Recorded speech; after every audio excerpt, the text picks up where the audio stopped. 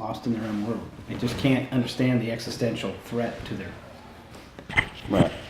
It's like like for instance, you have an office here, Right. but this is the first time I've seen it. Right. So up until this point, this was just a figment of my I thought you'd imagination. been here. No, Okay. no, but you've invited me several times. It's not because you haven't invited me. Right. But my point is, if this is your only touch point, Right. there's no you virtually don't exist outside of this office, right? You know that, Right. Because that's why you're going out and speaking. That's why Right. That's why you're doing this. Exactly. Yeah. They don't get that. They think for some reason they can't they don't have the empathy Right. for other people to go. We haven't told anybody about us, and yet we're disappointed that nobody. Right. Right. So, Yep. so Isn't that something? yeah, and it's kind of makes you want to slap them. It's like silly. Yeah, because You didn't tell anyone Yeah. you were here. Yeah, it's like it's kind of selfish. There Like you go. think that people just have to look you up or dig you out. Right. And then the other thing is too that to take marketing as a discipline, like we run it again, discipline that needs consultation rather than. Again, I don't know if it's. I'm sure there's in business too, but there's all sorts of weird ways. Faith-based organizations will Mm-hmm. tell them that God told them to do something, and there's all this kind of stuff that we're trying to deal with. And one of the ladies, like I just had because we're dealing with a lot of nonprofits in this school, Mm-hmm. they kept adding symbolism to this logo, and I kept telling them it's not like that. Your logo is not an illustration of your business. Doesn't work like that. And at one point they said, yeah, and then on the hand, we Yeah. wanted leaves growing on the hand. I said, no, we're not doing. That's just creepy. That's just Right. creepy. Yeah, Right. Right. Right. No. Yeah, That's comic book stuff. Yeah, exactly. But you're right. They don't know. They don't know. Yeah, and maybe the thing is they've got to take it serious because I feel it's the pivot point for their organization. Like Right. it's almost everything. Like you exist only through the medium that people encounter you in. Right. You don't exist otherwise. Right. It's an existential problem is what I call it. It's existential. Like Right. if you don't have marketing, you don't Right. exist. Wow. I've been saying that forever. It's like, but you feel like, voice in the wilderness sometimes. Right. And of course, it's my passion to work with nonprofits and to help nonprofits because that's where I got my marketing start. Yes. My first professional marketing job was with a nonprofit. And I felt like I'm bringing to that space back then, many years ago. I felt like, I'm bringing this whiz bang, Right. thought and theory, and everybody was just like, yeah, okay, we need more members. So, or we just need to create these programs and all. But we have to have an understanding of who we are and what our narrative is and how we're gonna, what's our value proposition. And I was like, they were like, yeah, okay, can you draw us a pretty picture, And I was like, so even now, we're recording, by the way, even now. So everybody, this is Mike Compton, and Mike has joined us on Marketing Matters to talk about all things marketing. And my big goal is to kind of push this towards our nonprofit buddies out there. That's what Ohio Marketing Association exists to do. And so this show is designed to hopefully stimulate thoughts, ideas, and to inform and to educate whoever's listening. How to do better marketing. Yep. That sort of thing. And so Mike and I.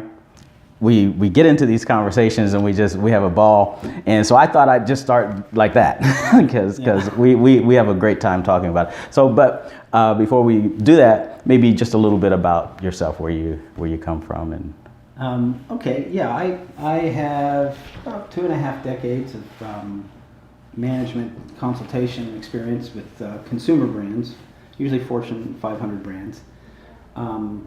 From that experience of doing brand strategy at that level, I started teaching college up the street at the Columbus College of Art and Design, where I also teach brand strategy. I also teach a class of brand strategy at Otterbein and their MBA program, and then also the graduate design program at CCAD. At CCAD, we've gotten the privilege of working with a lot of nonprofits and social initiatives. Right.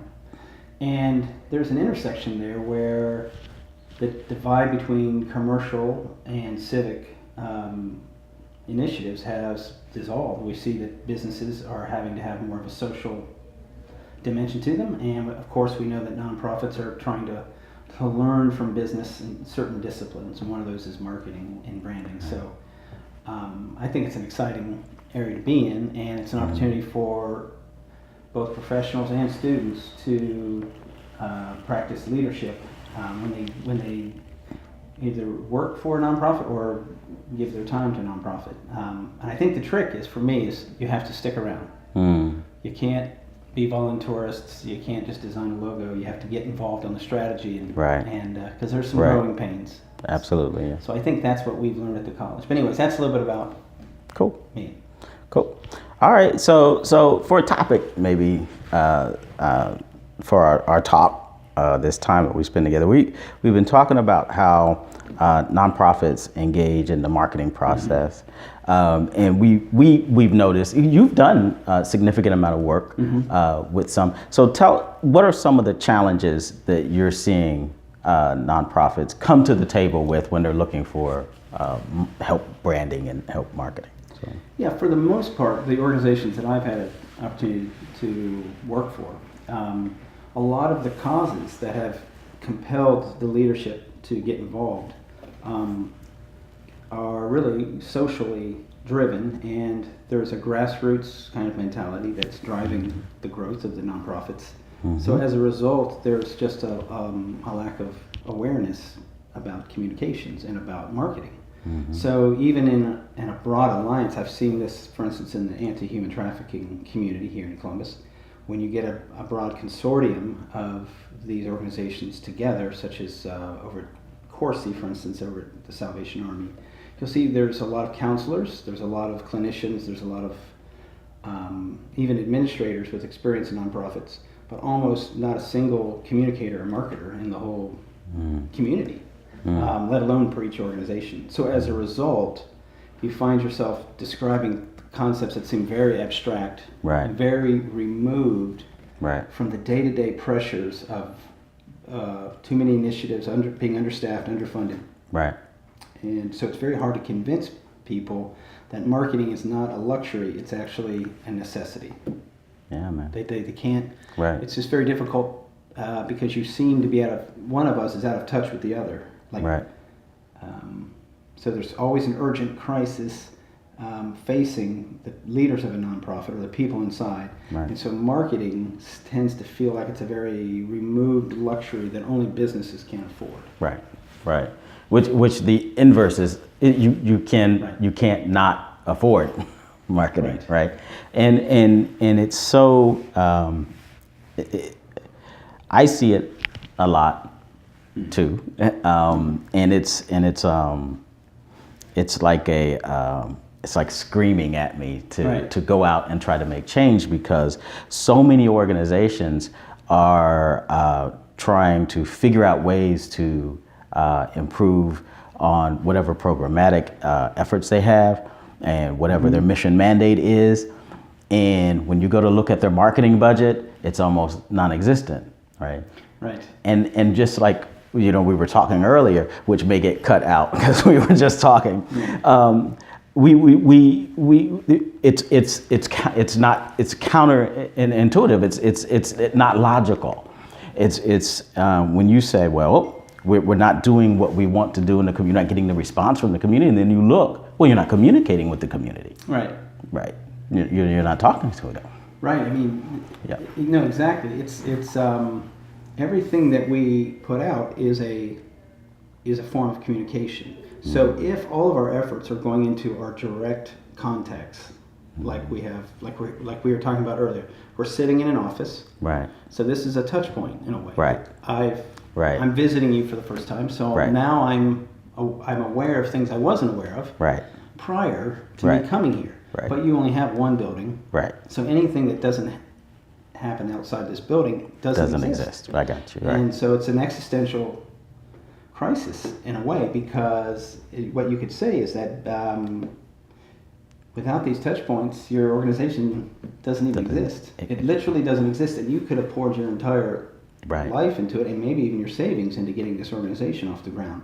But if all that's happening is directly around yourself physically, and you have no other channels by which people are learning about you, you have yet to exist. And that is a real revelation that people need to understand. Right. On the other hand, because you do exist, if you have a compelling mission and a solution to a problem that you see as real, just by giving people access to these channels, suddenly you geometrically have expanded your existence. You Absolutely. Suddenly, it's Right. no longer a cost, Right. but marketing becomes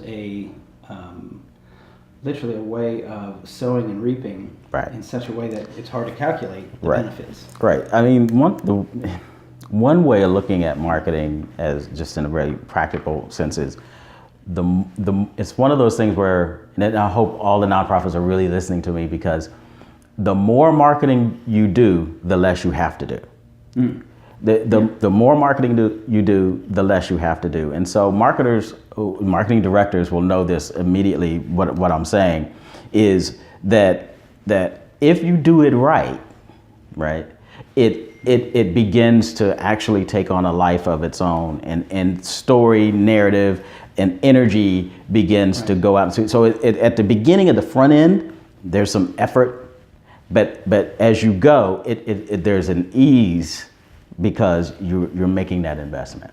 Yeah. Right, and we can take a lesson from that from consumer brands. Consumer brands, we see it all the time. They can come out of nowhere and capture market share. Yeah. And they're doing it through accessibility, through repetition. And we see this all the time. A company can come out of nowhere. And if you're hard to reach, if you're hard to see, if you have no visibility, then really it's just not in the game. I mean, that's a fundamental issue that we have to recognize. Right. Right. No matter how noble the cause is. Right. Right. It's now, I think sometimes when I say that to nonprofits, some of them feel crushed because they don't know how to go about that. They think, well, I'm not good at marketing, and I can't do that, or it sounds depressing. What I'm saying, to be honest, it needn't be, because the payoff is so immense that it's really a vital discipline that I think nonprofits need to take more serious. Absolutely. That once they invest in this discipline, it will reap unbelievable outcome for them. Right, and those of us who have done it see it all the time. But if you don't work in it, and you're not really, if you're not behind the scenes, and you don't know that it's just like a domino.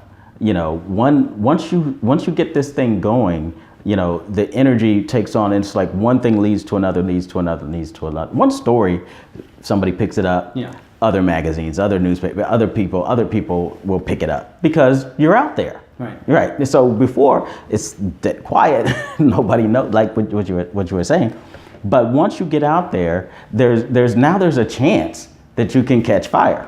Right. Right. But if you're not even, if you don't do the work with the spark making, there's no chance that you're going to catch fire. But once you do, so it's just kind of that clarion call to if you're an organization, and you can really clearly, if you think you're struggling with your programs, look at your marketing budget first. Right. Right. And it's usually last. Because it was the first thing cut, right? Right. Because again, the mentality was, and I think one of the things that we want to always do and bring to bear is people like yourself who have this great wealth of background in corporate brands, to bring some of that ideology into the nonprofit space, because it's all the same. It's all the same. It's all the same. It's all the same. One way of looking at it is each of our brains can remember about a thimble's worth of information in somebody's. I can remember about a thimble's worth of information about every brand. I have a certain way of remembering Tim Hortons or remembering Apple. But because they have that thimble filled, I know what to think about them. I have certain words that come to mind right away about these brands. Right. That's because they have a very focused message, and it makes it easy for me to relate to each brand in a specific way. That's by design. Right. If they didn't have that, they'd be in the same situation of a nonprofit.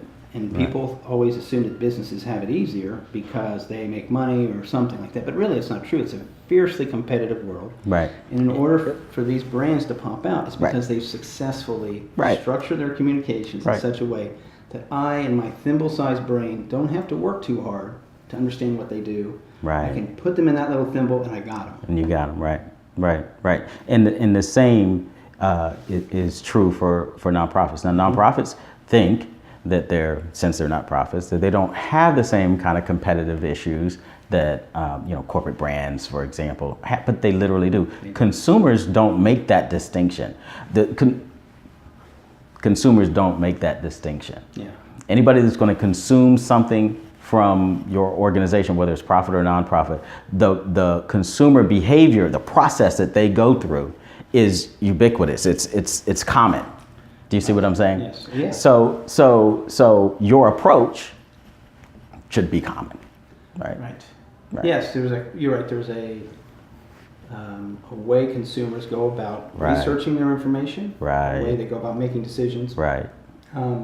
So whether you're nonprofit or profit, you're going to follow. There's just certain laws Right. that we have to follow. For instance, 80-90% of decisions are being researched on our mobile devices. Right. So Better be there. we can't ignore Right. mobile. Right. I've tried, Right. but I can't. And so whether you're buying a cup of coffee or buying, snowshoes or You know. or exercise equipment or you want to donate, you want to get involved with a nonprofit, it's Right. They're going to research on the mobile device first. And then they're going to be sharing, there's probably some patterns of sharing inside of social media and community building. Right.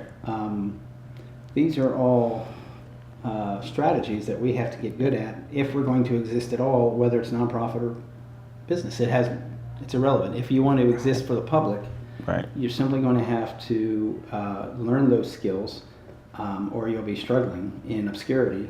Right. And your mission will be lost. You will be lost. And Right. it's not really an option. Right.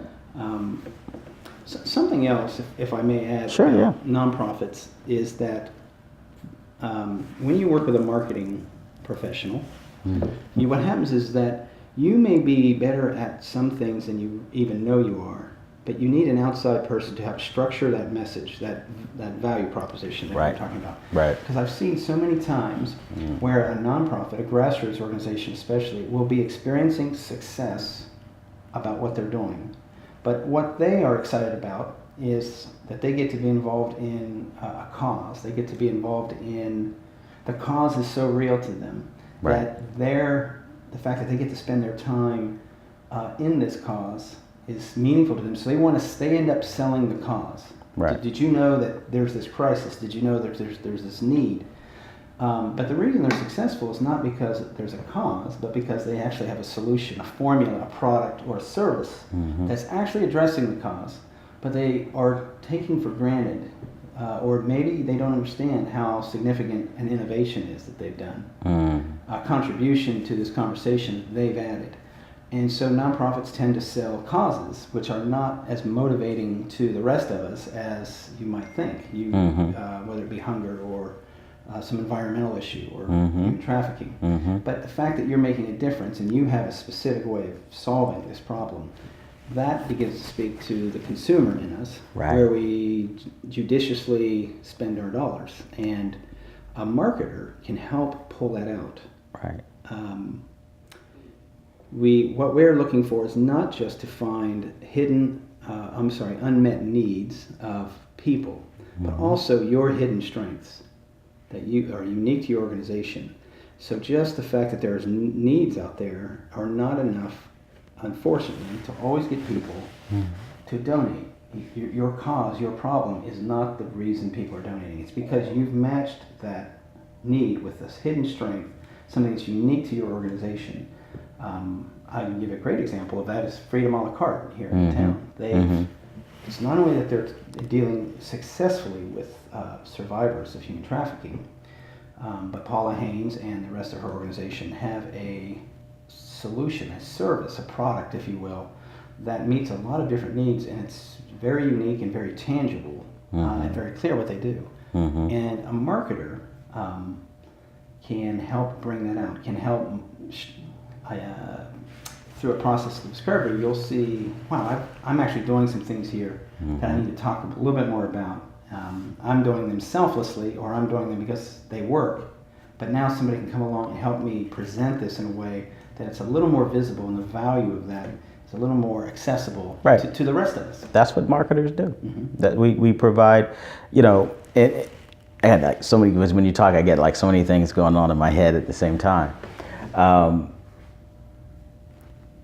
Marketers will come and contextualize all of that activity into actions that will, juxtapose you against your competitors in the marketplace, right? So a lot of times, nonprofits, other organizations that are, have causes and missions and so forth, they don't like to see themselves as competitive with others, And so when they encode their activities, they really don't think about the fact that there are other people who are vying for your target's time and interest, right? But we think about that as marketers. We think about that. And so we come along and we help you understand that it's great. We're gonna talk about our mission, mandates, and so forth, and we're gonna do this in a certain kind of way. We'll find our hidden, and we'll push those forward. But we're also going to be mindful of other people, other organizations, and how they are also impacting our universe. Right? We have to, because that's what we do as marketers. Yes. And we're gonna find our lane, and we're going to hit our target in a way that's going to be unique enough to get the reaction that we want from our consumer, right? Yeah, absolutely. The word competition does seem to be maybe a little mean-spirited for some of the nonprofits, and that's understandable. But in some ways, another way to look at it is it's kind of like a service. Strong brands provide decision-making assistance for us. So let's say I'm driving down the road at night, and me and my family decide we don't want to drive any further, so we want to stay at a hotel. And we come to an exit, and there's, on one sense, there's two hotel signs. One is Joe's Shack, and the other is the Marriott. Well, I know the Marriott. And so I'm going to trust Marriott. So it's not so much about I'm beating the competition. We're punishing the competition. Marriott's provided a service to me that enabled me to make a decision that's a little more better for the stewardship of my family, my funds. They just take the pressure off because they've taken the time to make sure that I've gotten to know them. Right. And so competition can seem like it's a bit ruthless, but we're really just trying to make it easier for people to trust you, to invest in you. That's really what we mean by competition. Right. Exactly. 100%. So I mean like Viking, crush your competitor competition. That's what I mean. No, I actually mean that's what I mean. So, but then I'm that marketer, so I don't mind if we put the other people out of business, right? Well, shut them down, But no, Mike's right. So the other thing though that while you were talking that kind of was rolling around in my head was, as you're positioning an organization who has a cause, say hunger, right? So in their target person that they need to help them solve hunger, is it that here's something just for people to remember. People are basically kind of self-ish, right? So anything that a consumer, patron, does is really self-interested. Even their altruism is self-interested. Right? So they get something out of donating to your organization. Right? Yes. And so you want to make sure that you understand that as well.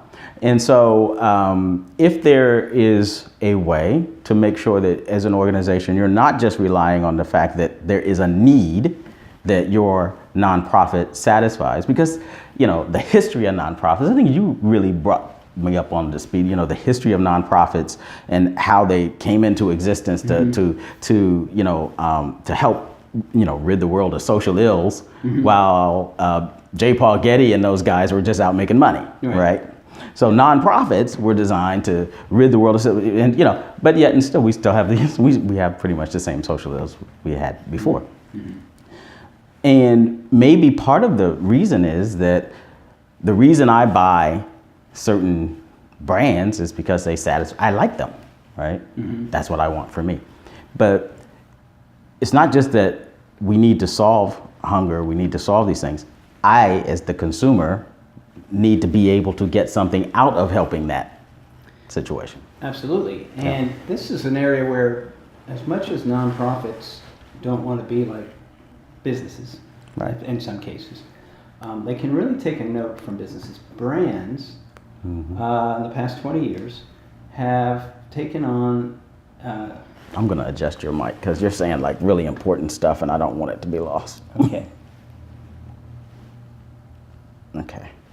So let's say let's go back even 30 years. Brands were like a products like Clorox or a candy bar or something like that.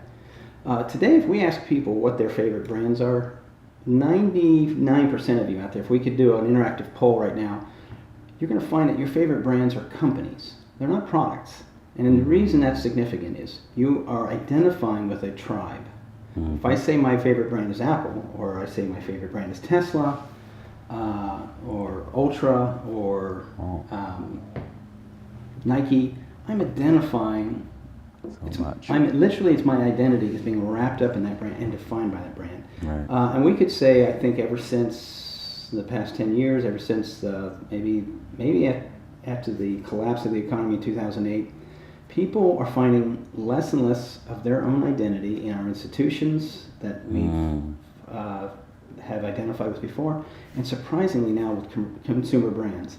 Whether that's good or bad is another debate, but globally speaking, brands are providing the level of personal identity Right. that it used to be institutions, Right. Even religious institutions. Right. So I'm a Starbucks person. That's how I socially connect with other people in my family. This is very significant to what you were saying, because if I'm going to support, let's say I do get involved in human trafficking, who is the organization that I want to wear their logo on my shirt? Who do I want to identify with? Because that's part of what I'm getting out of this, is that I'm with the winning team. That's it. That identity is so important to the consumer. So,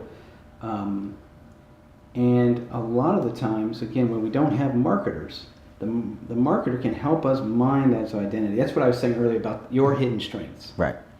But so often we rush to battle because we see a need. We want to put the fire out. We have Right. a bucket of water. Right. And so let's just break this down methodically about how we need to back into our own identity, what we might not think is that special, but actually becomes the primary product. If I rush to battle with a raging fire with my bucket of water, that's how a lot of nonprofits are started. Let's say I've got a capability. I've got a capability of putting out a fire, at least with one person or two people or three people, and so it begins. And so I tell everyone about this fire that's burning, and some people are moved by that, but not a lot. And so eventually we invent a better bucket. I'm making this up on the fly. Right. Something like my bucket of water. Maybe I invent the fire hydrant. Now I've got a way of delivering water to this fire every time. And people are moved by that. They're moved by that product. We've got a new service, a new product that is different than just a bucket. So I've now positioned my organization around this product. I have a product orientation. People go, that's where we get the fire hydrants from. But eventually, as other people figure out how to do fire hydrants, you've got a problem. Yeah. But what we're missing, and a marketer, a professional marketer with a brand strategy experience can understand that who was it that first invented these things, and what is the heart behind such leadership that would that would care enough to be the first to a fire, would be Right. care enough to be the first to have a fire hydrant. Right. There's an identity there that's not being talked about, and that identity resonates and inspires the rest of us. And that type of leadership, that type of stick-to-itiveness, those are the kinds of people that if we're going to donate time and resources and money, we want to identify that with that. We all know those leaders in our community. That identity ultimately is a totally underused Right. resource, Right. and it should be the very first thing that's cultivated Right. before your positioning, before you decide what it is you're going to do. What do you call that, Mike? The identity. Yeah.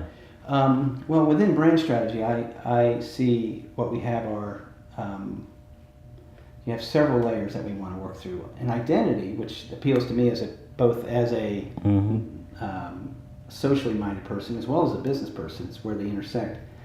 The identity is that authentic self. It's why Patagonia, for instance, can sell a premium outdoors jacket, Right. because we take them Right. serious, that they understand the outdoors lifestyle. It's a true identity versus buying one at Walmart or Right. some other place. Identity is where you are connecting to aspirations of your audience. And it has to be authentic. It has to be, you can't fake it. It's not your positioning. Your positioning is where you're going to compete at, where you think you can do the most good at. So identity is who you really are. And that's where the sustainability comes from. That's where the reinvention, that's where all the innovation comes from. I love and we that. want to celebrate identity. Right. And marketers can help us do that, because it's when we're throwing buckets of water on fires, that's very tangible. And it's easy to show that because it's so doggone tangible. It's so visible. So we want to focus on it. The problem is the most That's it. valuable part of us is our identity. Right. It's the least tangible. And it takes the most work to manifest that into communications. But the payoff is extraordinary, because suddenly people who also want that identity can Right. relate to you. And now you've given That- them something to partner with. You've given them something to partner with. They don't want to partner with a bucket of water. They do want to partner with somebody who's the first to the fire, That's it. who's the first to innovate a fire hydrant, to continue that metaphor. Right. Right. That's the power of brand. Right, exactly. And nonprofits don't realize the richness Exactly. that already exists. You know, when we were talking several weeks ago about narrative and how narrative is important in nonprofit organizations, and history and legacy and all of these things, and not to lose those things, because there's, you know, marketers need that in order to begin to cobble together and to create the identity that the organization needs to put forward. Right. Yeah. Yes, in many ways, social entrepreneurs, nonprofits have an upper hand when it comes to creating identity, because Exactly. their causes are the Right. most inspirational. Right. Businesses are usually trying to encroach on that. They're trying to frame themselves as having a social cause. Right. And in some ways, they're stealing Prometheus's fire. If you Right. know that analogy, if it's not, the businesses themselves may not really be dedicated to social causes, but they understand the power of it. Right. And in some ways, more so than nonprofits, that people are in search of identity. Right.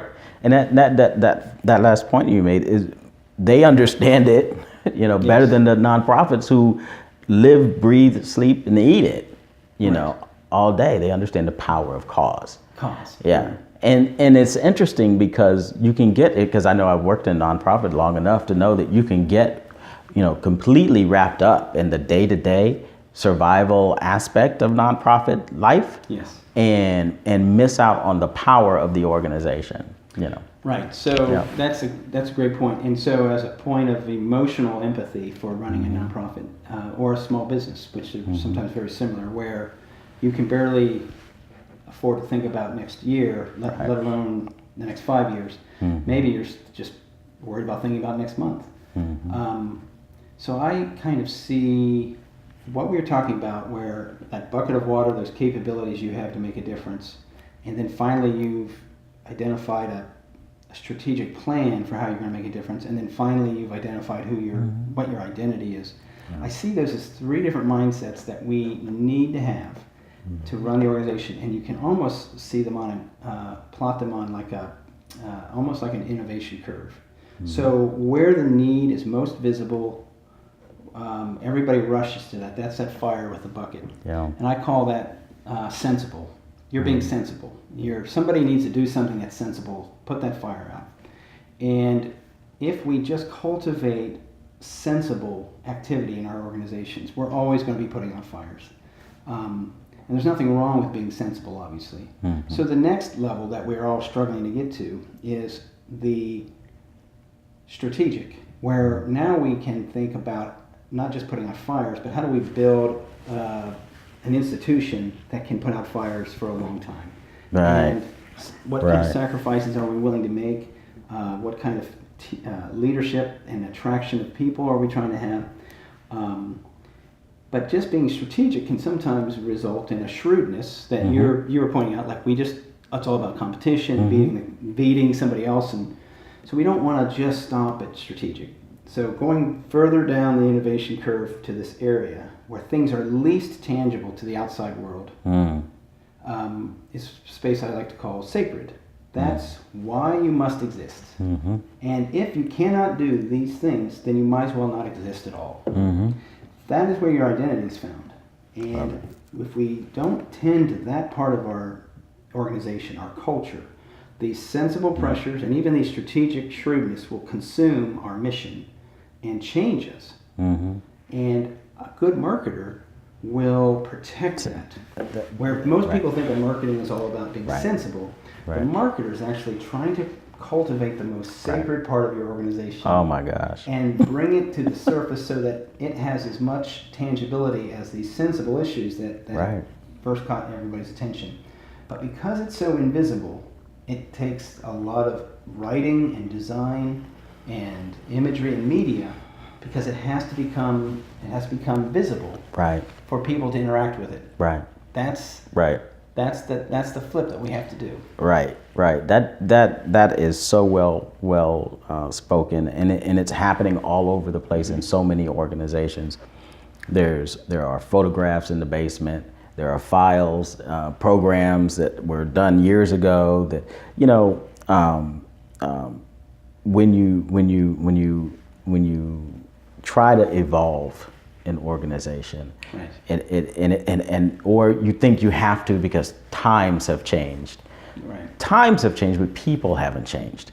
And you have to start to look at your history and how you came to be to inform, why you exist. The why. Yeah, and the sacred. And I love the way that you put that, because marketers are those of us who chose to be in the nonprofit space understand all three of those areas: the sensible, the strategic, and the sacred.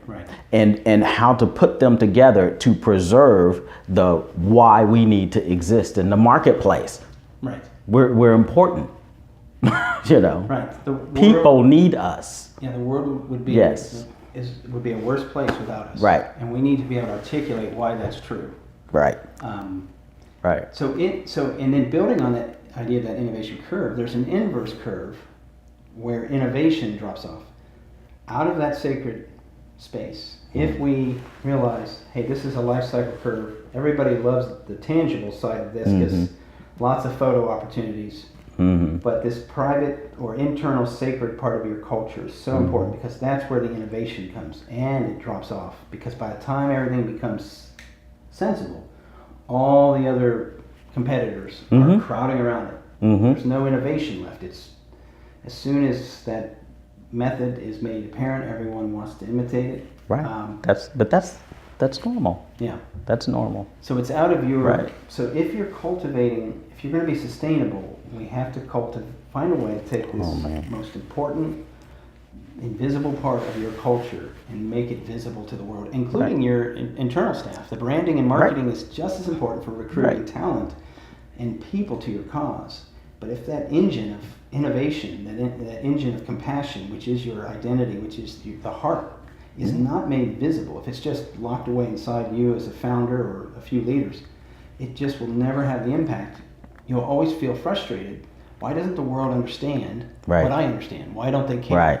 Right. That's what marketing ultimately should be doing, is Right. saying, this is what makes your DNA so incredible and important to the world. We've got to manifest this. Right. So is there a process that organizations can engage in to mine